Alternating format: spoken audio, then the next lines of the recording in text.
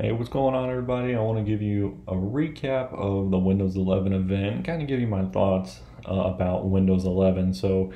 Yesterday it was announced officially, even though it already leaked out and we all done seen it. But anyways, we'll talk about that later. But yeah, Windows 11. So it's very interesting that we have an 11th version since when Windows 10 came out, Microsoft said this was the last version of Windows you will ever need. But here we are. Let's go ahead and talk about it. So there is quite a bit of a design change going on here.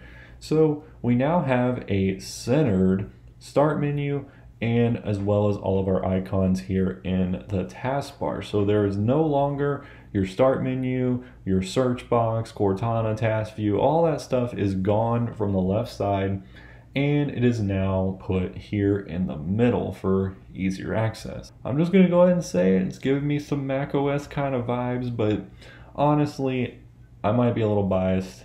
A centered taskbar is kind of a good idea. I think it's much better to do it like this. It seems like it's gonna be easier, especially if you do a lot of touch controls on a tablet.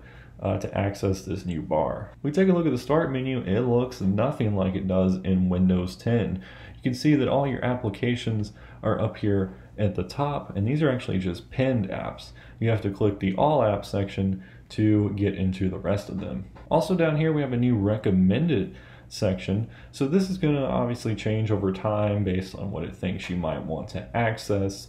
And if you have other Windows devices, it will definitely be recommending different documents and things. So if you work on something on another device and you move over to this one, it'll recommend, hey, do you want to go back into this spreadsheet and things like that. This is also a lot of Windows 10X kind of vibes going on. So it seems like a lot of the user interface things that they did in Windows 11 came straight from 10X. So makes sense though.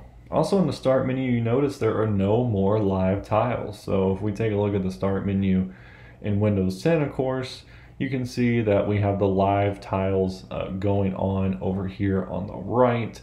That is no longer available. So they were introduced in Windows 8. They're officially gone here in Windows 11. Kind of sad, right?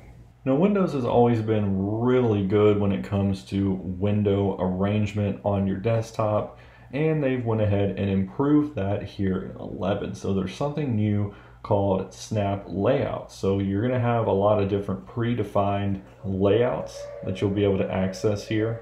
And there's also a new thing called Snap Groups, which is basically going to remember how you arrange the apps on your display.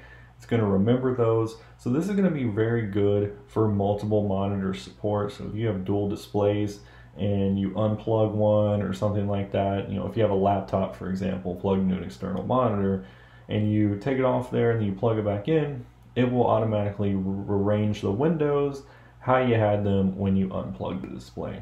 Microsoft obviously is big on Teams. It's their program, of course, and I know Teams are used by a lot of organizations today, especially with all the work from home stuff. So Microsoft is now integrating Teams straight in to Windows 11. So Skype was the big thing, of course, in Windows 10, but apparently that's no longer the case. So Skype is no more. We now have Teams integration. You'll be able to access it, of course, right down here on your new taskbar that's in the center.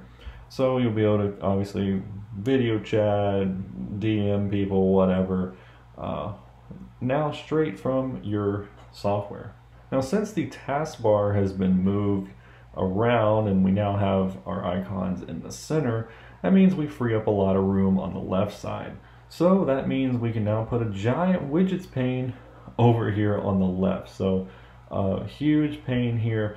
Basically, it's powered by AI, and it's going to kind of change over time when it learns your needs or what your preferences, all that kind of thing. To me, it seems like the basic kind of concept that we have going on in Windows 10, so I'm sure a lot of you have noticed your weather appear right down here in the bottom right of Windows 10. Well, when you click on that, you get a whole lot of information that pops up, a lot of widgets and things. So that's basically what that is. It's just been relocated to the left side. Now, Microsoft's also done a lot of changes for touchscreen enabled devices. So a lot more gestures. It's going to be more, I guess you would say, kind of common sense. Like if I swipe this way, this is going to happen, or if I touch this, this will happen. So they've kind of redone all that kind of stuff. Xbox is another big part of Windows. Obviously, we have Game Pass and everything like that. But we're going to be getting some features specifically for gamers from the Xbox One X, right? So now you're going to be getting auto HDR. So if you have a DirectX 11 or 12 game and a compatible display that HDR enabled, you'll be able to use the auto HDR feature. So make your games look much better in that high dynamic range. And they've also done some different kind of things. So a direct storage is now going to be coming, so you'll be able to access stuff. Your games will load a lot quicker. So a whole lot of kind of under the hood things went on here as well. And the final thing to go with Windows 11 that I think is pretty interesting is the Android app support for Windows. Now this is something a lot of people were not expecting, but you can now have Android apps run on Windows 11. It's a little complicated though. You use the Microsoft Store to access the Amazon App Store, and then you use the Intel Bridge technology to actually run the Android apps. To me, it doesn't sound like it's going to be as smooth of a process as people think it is, but I don't know. We'll just have to wait and see. I know the Amazon App Store does not have every Android app. It's actually a pretty small catalog of apps.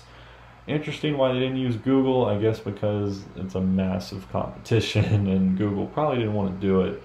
But yeah, so that's basically Windows 11. So what do I think about it? I think it's a decent update. It's not like a huge, major, crazy overhaul, but they really don't need to do that because Windows 10 is such a solid operating system.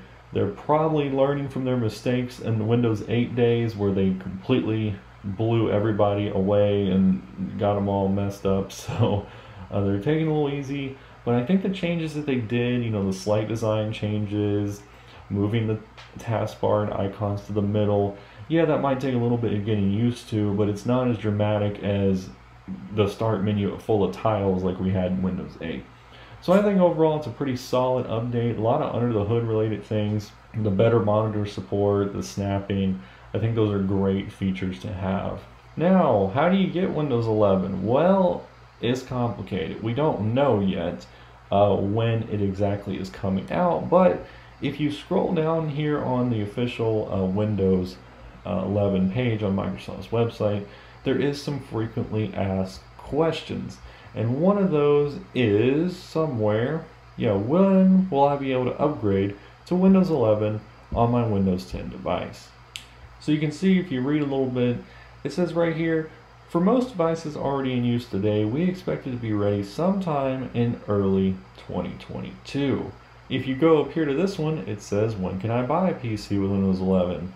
It says PCs that come installed will be available from a broad selection of retailers later this year.